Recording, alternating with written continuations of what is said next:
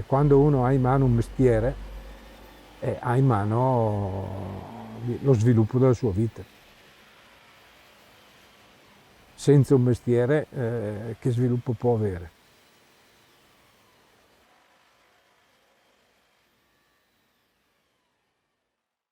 L'azienda nasce nel 47 per la volontà dei miei nonni, quindi siamo oggi alla terza generazione. Mio nonno Alfredo e mia nonna Maria, mi piace sempre raccontare il nome Alfredo, è quello che ha lasciato poi le due A nel nostro logo che c'è ancora adesso, quindi le doppie A che si vedono un po' stampate dappertutto nei nostri cataloghi o sui nostri siti, nella nostra azienda, arrivano, son nate nel 47 con l'azienda. Io mi ricordo da piccolo, quando mio padre aveva iniziato il lavoro in un bugigattolo e mi divertivo a giocare con i legnetti. Poi nel 54-55 ci siamo trasferiti in centro a Treviglio, dove avevano costruito il laboratorio. Siamo negli anni 50, negli anni della ricostruzione. Mio padre da solo con due operai evidentemente chiedeva anche, e spontaneamente e volontariamente lo facevamo, la collaborazione di tutta la famiglia, anche se eravamo più piccoli. C'era mio fratello che aveva 3 anni più di me. L'azienda poi è cresciuta, è un'azienda diciamo che è sempre rimasta sul territorio. Noi a Treviglio abbiamo cambiato 3 sedi, ma sempre su questo territorio.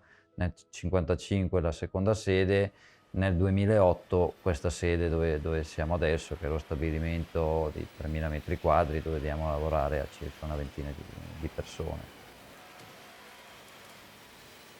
Dal 2013 abbiamo anche sviluppato tutta la parte informatica per quanto riguarda la gestione delle commesse e dei costi.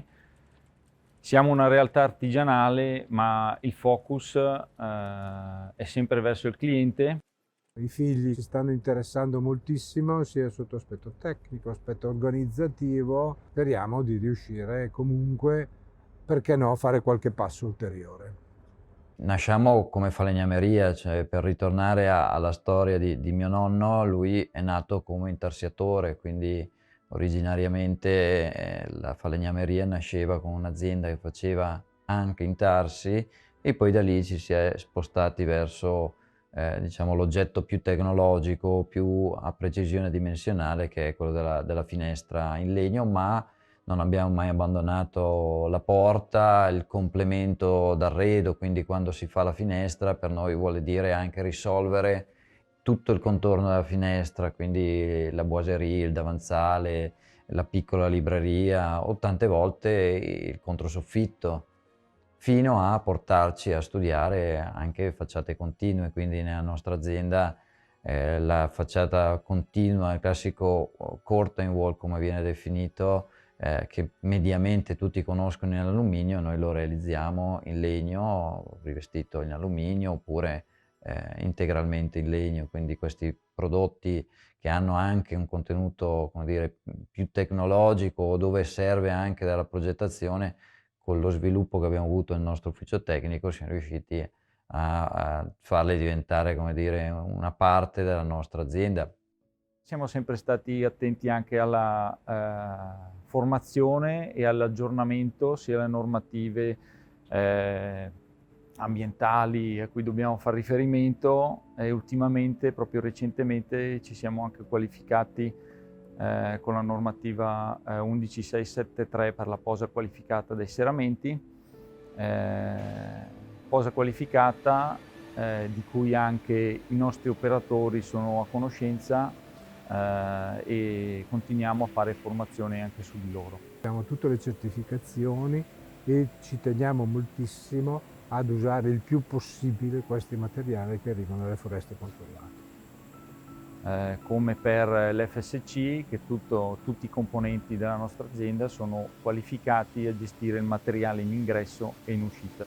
E noi saremmo l'ultimo anello della catena, insomma. Chi pianta, chi taglia, chi lavora e chi fa la lavorazione finale per il prodotto finito.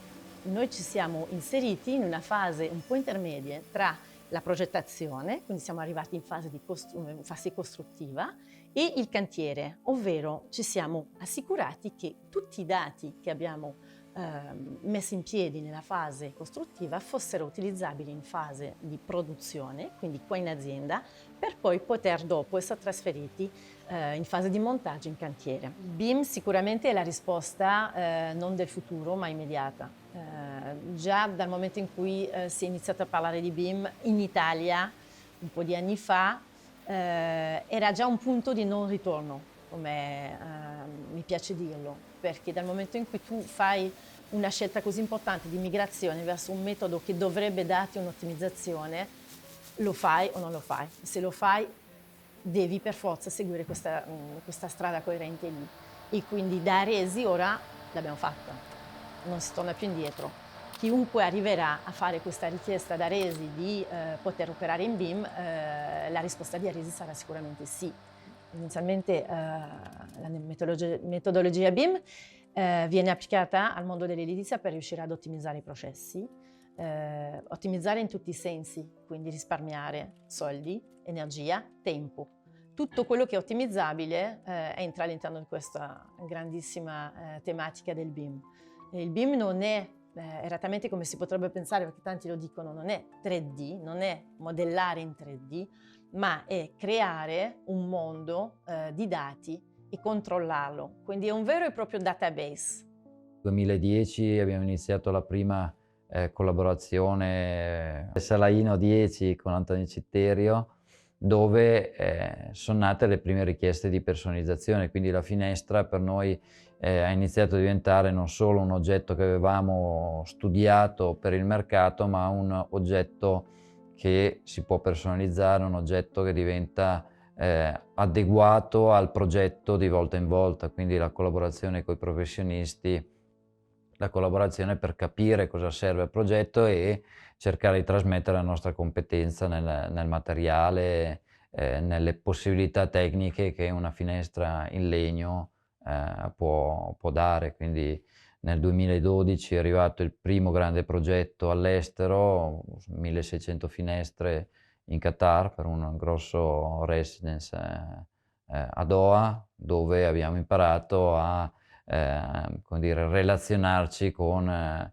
il mercato estero anche di grandi dimensioni, quantomeno per noi rappresentava una grande dimensione, dove abbiamo capito ancora di più che anche i professionisti dall'estero venivano per cercare flessibilità. Io mi ricordo sempre che questi progettisti americani venivano a vedere i nostri mock-up in azienda, ci chiedevano di modificare le maniglie e noi magari lì per lì dicevamo no, questa è la maniglia giusta per te. No, ma noi siamo in Italia, domani mi serve una maniglia nuova. E quindi dalla sera alla mattina riuscivamo a dargli il mock-up modificato e l'adeguamento del progetto, seguendo anche le esigenze del cliente, del progettista, insomma. Quindi siamo passati all'Arabia Saudita, siamo passati al periodo del mercato verso la Costa Azzurra, la Svizzera, le isole greche. Nel 2017 abbiamo realizzato i serramenti per quello che poi è stato ha vinto il premio come migliore edificio in legno in UK con un progetto a Manchester con Alex De Rilke. Non abbiamo mai abbandonato il mercato locale. Io in particolare credo veramente che da tanti architetti giovani che vengono a collaborare con noi, che ci chiedono l'oggetto finestra come un qualcosa che possa diventare il loro pezzo di progetto, siano nati gli oggetti più interessanti, le idee più stimolanti, quindi anche progetti molto piccoli, anche progetti locali, da cui però sono nati magari dei prodotti nuovi. I progetti più interessanti che sono stati fatti negli ultimi anni a Treviglio, dove serviva un serramento in legno, un serramento particolare, hanno la nostra firma. Bergamo Alta per noi è sempre stato un riferimento, quindi le ville storiche, i recuperi storici in città alta, come anche nel centro Milano, quindi questi sono sempre stati, diciamo, un po' il nostro mercato anche locale, che non abbiamo mai voluto abbandonare, proprio perché crediamo che anche localmente possiamo dare un po' il nostro contributo. Non me la immagino una multinazionale che sforna miliardi di finestre, io me la immagino ancora artigianale, che riesca a capire le esigenze del cliente e a soddisfarle, ovviamente con dei prodotti e materiali sempre più tecnologici all'avanguardia, che siano anche rispettosi dell'ambiente, come già facciamo con le certificazioni che abbiamo, ma fondamentalmente un'azienda artigiana e flessibile. Avendo visto crescere l'azienda da 2 operai, con una lavorazione manuale di mio padre in un modo molto passionevole. Mio padre aveva fatto la scuola d'arte e mestiere, per cui aveva una manualità che oggi purtroppo non riesco a ritrovare, perché se i ragazzi capissero che fare l'idraulico, fare il fabbro, fare tutte queste attività che comunque, e perché no anche falegname evidentemente, potrebbero avere una capacità e un futuro completamente diverso di quello che possono avere oggi. Perché quando uno ha in mano un mestiere, ha in mano lo sviluppo della sua vita. Senza un mestiere, che sviluppo può avere? Se poi ha la voglia, la volontà, ha i numeri evidentemente per fare dei progressi, li fa, ma se non hai mestiere come? Quindi lavorare, mestiere e studiare. Questo perlomeno i miei figli l'hanno fatto. Infatti l'orizzonte che sono loro, no? Senza di loro mi sarei già fermato qui, poco ma sicuro.